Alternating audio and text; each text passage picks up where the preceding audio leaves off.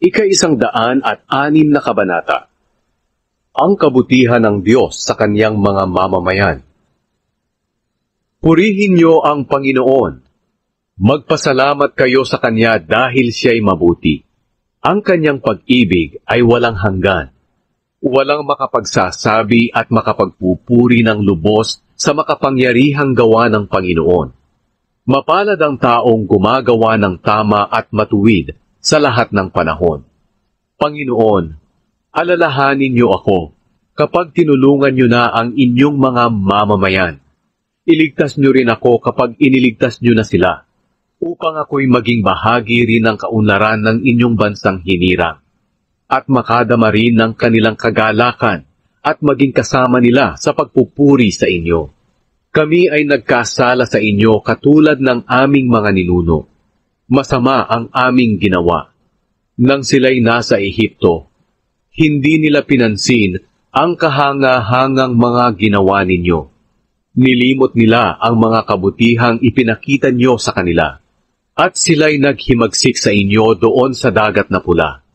Ngunit iniligtas nyo pa rin sila, upang kayo ay maparangalan at maipakita ang inyong kapangyarihan. Inutusan ng Panginoon ang dagat na pula na matuyo, at ito'y natuyo. Pinangunahan niya ang kanyang mga mamamayan na makatawid na parang lumalakad lamang sa disyerto. Iniligtas niya sila sa kanilang mga kaaway. Tinabunan niya ng tubig ang kanilang mga kaaway, at walang sino mang nakaligtas sa kanila. Kaya naniwala sila sa kanyang mga pangako, at umawit sila ng mga papuri sa kanya. Ngunit muli nilang kinalimutan ang kanyang mga ginawa, at hindi na nila hinintay ang kanyang mga payo.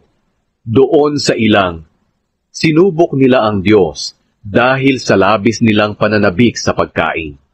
Kaya ibinigay niya sa kanila ang kanilang hinihiling.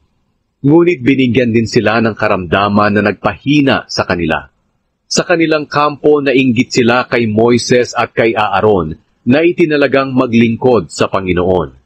Kaya bumuka ang lupa sa kinaroroonan ni Datan at ni Abiram at ng kanilang sambahayan, at sila'y nilamon. At may apoy pang naging kasunod na tumupok sa kanilang masasamang tagasunod.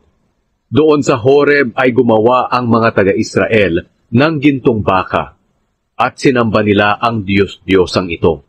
Ito'y ginawa nilang Diyos at kanilang sinamba. Ang kanilang dakilang Diyos ay pinalitan nila ng imahe ng toro na kumakain ng damo. Kinalimutan nila ang Diyos na nagligtas sa kanila at gumawa ng mga kamanghamanghang bagay at himala roon sa Ehipto na lupain ng mga lahi ni Ham at doon sa dagat na pula. Nilipon na sana ng Diyos ang kanyang mga mamamayan kung hindi na magitan si Moises na kanyang lingkod. Pinakiusapan ni Moises ang Panginoon na pigilan niya ang kanyang galit upang hindi sila malipon. Tinanggihan nila ang magandang lupain dahil hindi sila naniwala sa pangako ng Diyos sa kanila. Nagsipagreklamo sila sa loob ng kanilang mga tolda at hindi sumunod sa Panginoon. Kaya sumumpa ang Panginoon na papatayin niya sila doon sa ilang at ikakalat ang kanilang mga angkan sa ibang mga bansa, at nang doon na sila mamatay. Inihandog nila ang kanilang mga sarili sa Diyos-Diyosang si Baal, doon sa bundok ng Peor, at kumain sila ng mga handog na inialay sa mga patay. Ginalit nila ang Panginoon dahil sa kanilang masasamang gawa, kaya dumating sa kanila ang salot. Ngunit namagitan si Finehas, kaya tumigil ang salot. Ang ginawang iyon ni Finehas ay ibinilang na matuwid, at ito'y hindi makakalimutan ng mga tao magpakailanman. Doon sa bukal sa Meriba, ginalit ng mga taga-Israel ang Panginoon. Kaya sumama ang loob ni Moises sa kanilang ginawa. Dahil nasaktan ang damdamin ni Moises, nakapagsalita siya ng mga salitang hindi na niya napag-isipan. Hindi pinatay ng mga taga-Israel ang mga taga-Kanaan, taliwas sa utos ng Panginoon. Sa halip na kisama pa sila sa kanila at sumunod sa kanilang mga kaugalian. Sinamba rin nila ang kanilang mga Diyos-Diyosan at ito ang nagtulak sa kanila sa kapahamakan. Inihandog nila ang kanilang mga anak sa mga demonyo na mga Diyos-Diyosan ng Kanaan. Dahil sa pagpatay nila sa walang malay nilang mga anak, dinungisan nila ang lupain ng Kanaan, pati ang kanilang mga sarili. Dahil sa kanilang ginawang iyon, nagtaksil sila sa Diyos katulad ng babaeng nakikiapid. Kaya nagalit ang Panginoon sa kanyang mga mamamayan at sila'y kanyang kinasuklaman. Ipinaubaya niya sila sa mga bansang kanilang kaaway at sinakop sila ng mga bansang iyon.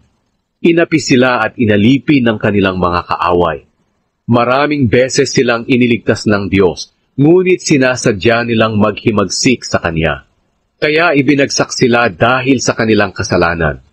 Ngunit kapag sila'y tumatawag sa Diyos, tinutulungan pa rin niya sila sa kanilang mga kahirapan.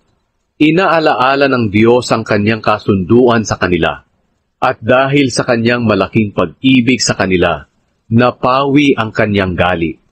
Niloob niya na sila'y kaawaan ng mga bumihag sa kanila. Panginoon naming Diyos, iligtas niyo kami, at muling tipunin sa aming lupain mula sa mga bansa, upang makapagpasalamat kami at makapagbigay puri sa inyong kabanalan. Purihin ang Panginoon, ang Diyos ng Israel, magpakailanman. At ang lahat ay magsabing, Amen. Purihin ang Panginoon.